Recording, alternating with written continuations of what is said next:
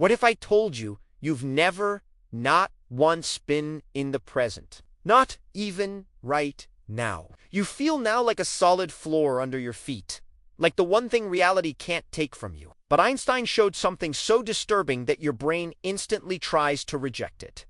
The present isn't a place you can stand. It's a moving hallucination your mind manufactures to keep you functional. Think about how confident you are in this moment. You're hearing words. You're aware. You're here. But here's the crack in the glass. The moment you call now depends on something you never noticed: your motion, your position, and the fact that light has a speed limit that reality will not break for anyone. Not for you, not for planets, not even for time itself. And this is where the trap closes. Because if light is forced to travel at the same speed for everyone, then two people can look at the same universe and disagree legitimately about what right now even means. Not they're confused. Not one is wrong. Both can be correct. That's not philosophy. That's physics. And it's the reason your present can't be universal. Here's the part that should make you pause. Your life feels like it's unfolding in a single shared present, as if the universe is updating one frame at a time. But Einstein's reality doesn't update like that. It's more like a map than a movie, except you're convinced you're watching it play. Your brain stitches together a smooth stream of now the way it stitches together a stable image from blinking, moving eyes. Useful, convincing, and potentially false. So when you say, "I'm in the present," what you really mean is, my mind is syncing my experience into a story that feels like one moment. But Einstein's insight whispers something colder. The present is not a universal stage. It's a private agreement between you and your speed through space. And if that's true, the present depends on motion, then a terrifying question appears. Whose now is real? Yours, mine, a satellite's, a distant star's. In the next part, we're going to use one simple, mind-bending scenario to show exactly how Einstein makes the present collapse, and why you won't be able to unsee it afterward. If this is already messing with your head, don't scroll away, because once you see why Einstein forces the present to shatter, you start noticing it everywhere. In GPS satellites, in cosmic rays, in the fact that two people can literally live inside two different nows without realizing it. But before we detonate the next idea, do something that actually helps you understand this. Not just watch it. Leave a comment with the exact moment that made you go, "Wait? What?" Seriously, right? One sentence. Even something like nitrogen monoxide now, or I feel unreal. When you put it into words, your brain stops treating this like entertainment and starts treating it like reality. And if you're enjoying this conceptual, mind-bending, science-no, heavy math, just the raw implications, hit the like button so this video reaches the other curious people who secretly want reality questioned. Subscribe to, because this channel is basically a guided tour through the most shocking parts of physics and philosophy, where Einstein keeps showing up like a warning sign. What you believe is intuitive is wrong. All right. Now let's do the thing that makes the present officially collapse. A simple thought experiment with two observers, one flash of light and a disagreement that neither of them can escape. Your certainty about the present is not proof that it exists. It's proof that your brain is very good at lying in a useful way. Long before physics entered the conversation, evolution made a decision for you. Organisms that react as if there is a single, shared now survive better. So your mind builds one.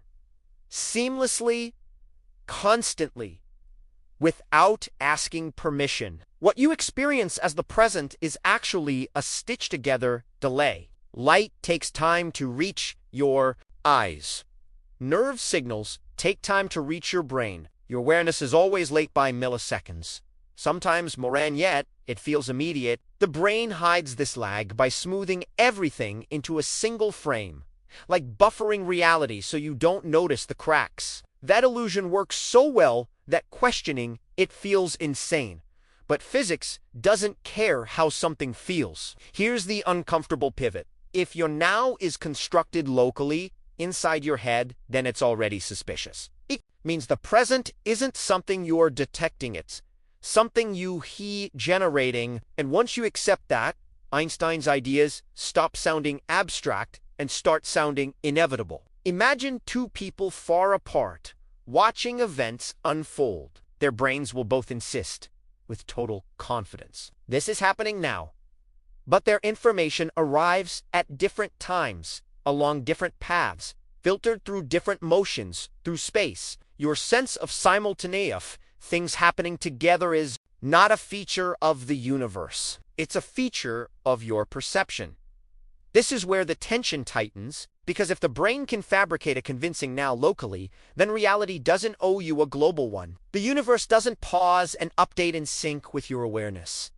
It doesn't wait for everyone to agree. It just is. And that realization quietly prepares the ground for something far more destructive than slow signals or delayed perception. Einstein didn't start by asking, is time real? He asked a much more dangerous question. What has to break if light refuses to behave the way we expect? And the answer wasn't just clocks or measurements. It was the idea that there is a single moment everyone shares. Before we go further, drop a comment like "my brain made now" or "present" is a trick if this shift already feels unsettling. Not because it's philosophical, but because it's setting up the rule that forces the present to fracture completely. In the next part, we'll introduce the one thing that makes this collapse unavoidable: light and its impossible refusal to slow down for anyone. Here is the rule that quietly destroys the present. Light does not care how fast you are moving. Not a little, not approximately. Exactly. No matter how you chase it, no matter how violently you accelerate, light always passes you at the same speed. That single, stubborn fact is not just weird, it's catastrophic for everything you think you understand about time. Your intuition says speeds. Shoot at the speed. If you run toward a beam of light, it should slow down relative to you. But Einstein looked at experiments and accepted the impossible instead. The universe refuses to let that happen. And once you accept that rule, something else has to give. It turns out what breaks is not light. It's time itself. Because if light's speed is fixed for everyone, then different observers are forced to disagree about when events happen. Not how long they take, but when they occur. Tu flashes ave. Light that seems simultaneous to you will not be simultaneous to someone moving relative to you. The faster the motion, the deeper the disagreement. And there is no referee clock to settle the argument. This is the moment the present starts to crack. Because simultaneity, idea that there is a shared now across space, is the glue that holds the present together. Remove it, and the present dissolves into something local, fragile, and observer-dependent. There is no universal slice of reality labeled now. There are only overlapping perspectives, each internally consistent, none privileged. Pause and feel how strange that is. The universe is not synchronized. It's not waiting for everything to line up before moving on. Events don't march forward in lockstep. They exist in a tangled structure where before and after can swap places depending on how you move. And this isn't some extreme sci-fi edge case. Your phone's GPS works only because engineers correct for this disagreement. In time, satellites experience time differently than you do, precisely because motion and gravity warp it. The fact that your map loads correctly is quiet proof that the present is already fractured. If light forces time to bend, then the next question becomes unavoidable. How deep does this go? Is the present merely flexible, or does it fail entirely? In the next part, we'll use a single, devastating thought experiment, no equations, just logic, to show how two observers can both be right while completely disagreeing about what is happening now. This is where the present doesn't just commits a crime against your intuition. Imagine something that feels impossible at first. Two events happen far apart in space. To you, they occur at the same time, same instant, same now. Your brain locks onto that conclusion without hesitation. Of course, they're simultaneous. You saw them that way. Now introduce a second observer, moving relative to you, not faster than light, not doing anything exotic, just moving. According to Einstein, that observer will slice reality differently. For them, one event happens before the other, not because of delay, not because of error, because their version of now is tilted compared to yours. This is not about perception catching up. Both observers have corrected for light travel time.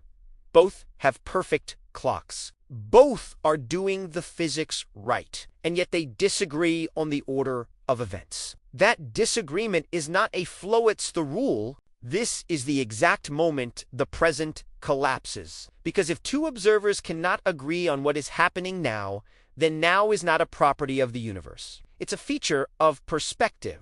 The present is no longer a global moment shared by everything that exists. It's a thin, shifting slice that depends on how you move through space. Here's the twist that usually lands hardest.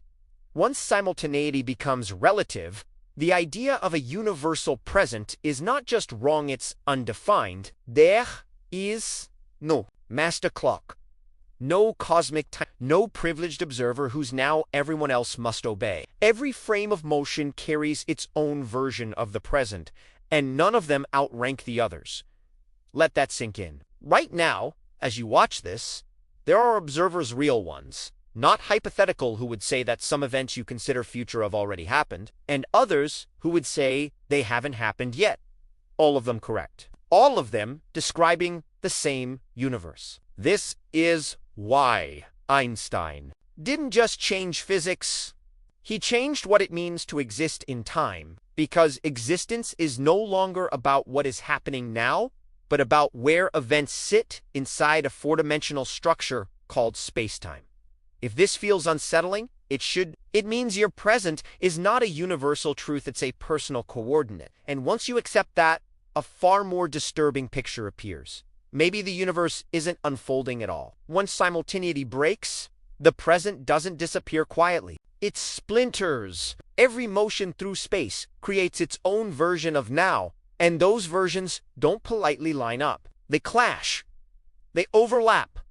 They contradict each other. And the more you think about it, the more uncomfortable it becomes. Picture two observers passing each other in space. Each carries a perfectly valid clock. Each draws a line through space-time representing what they call the present. Those lines are tilted differently. That tilt means something profound.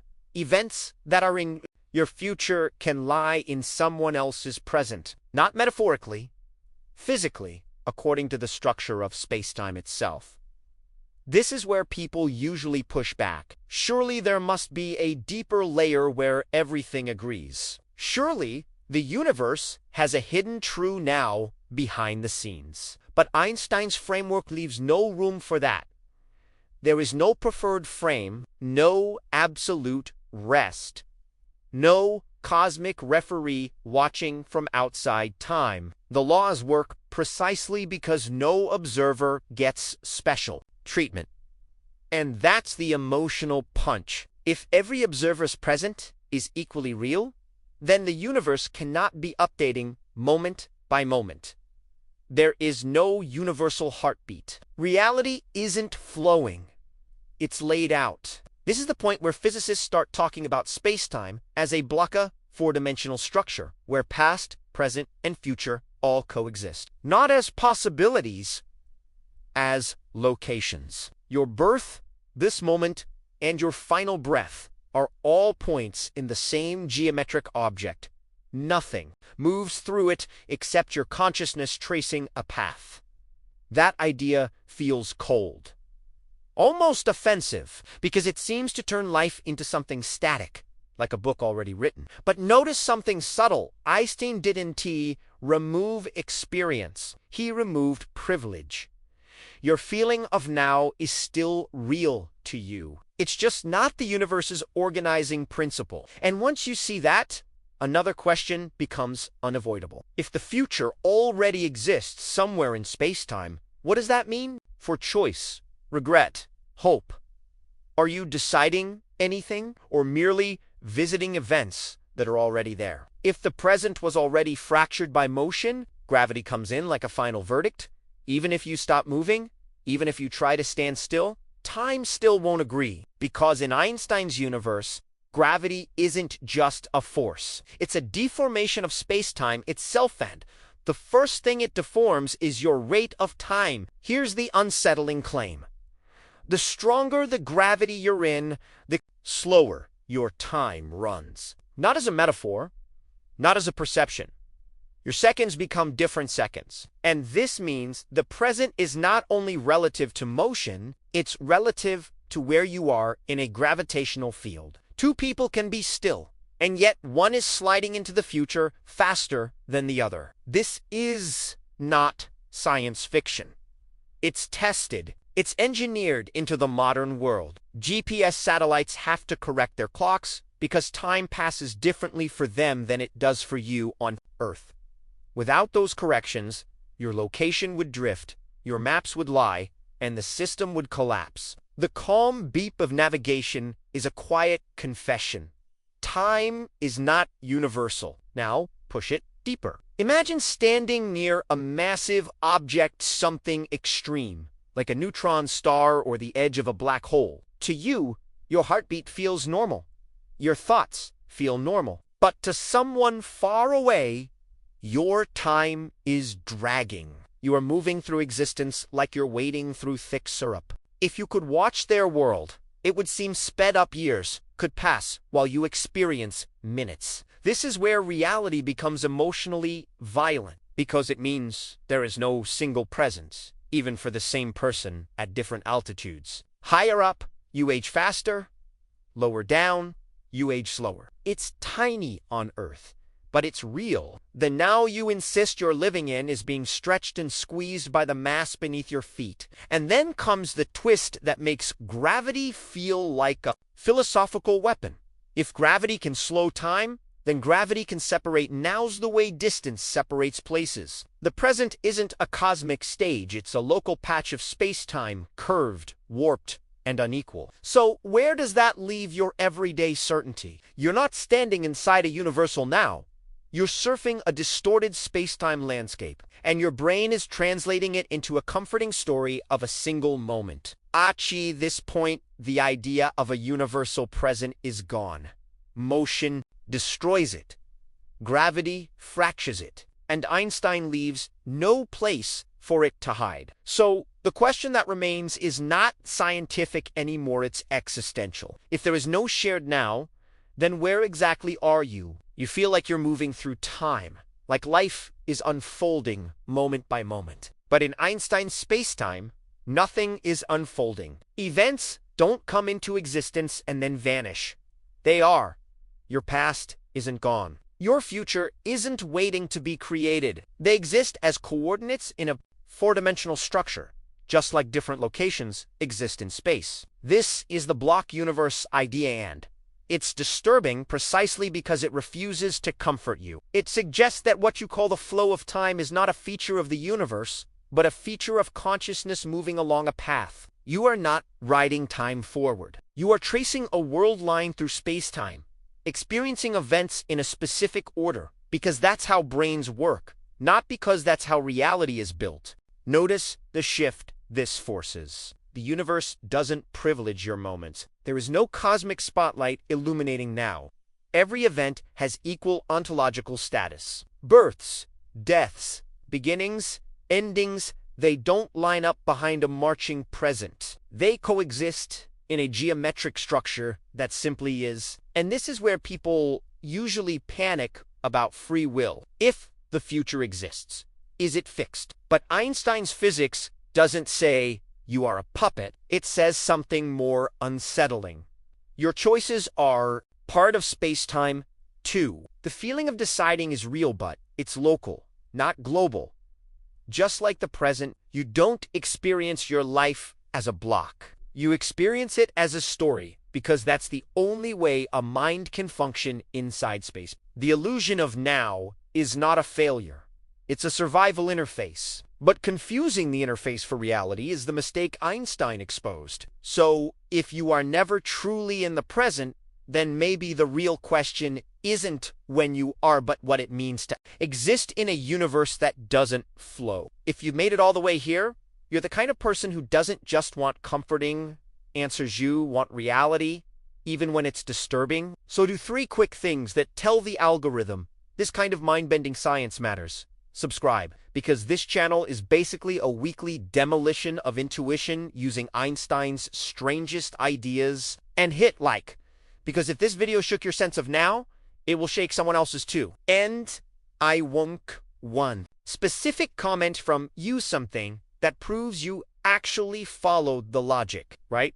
Nitrogen monoxide. Now, if you finally felt the present collapse, all right, I am a world line.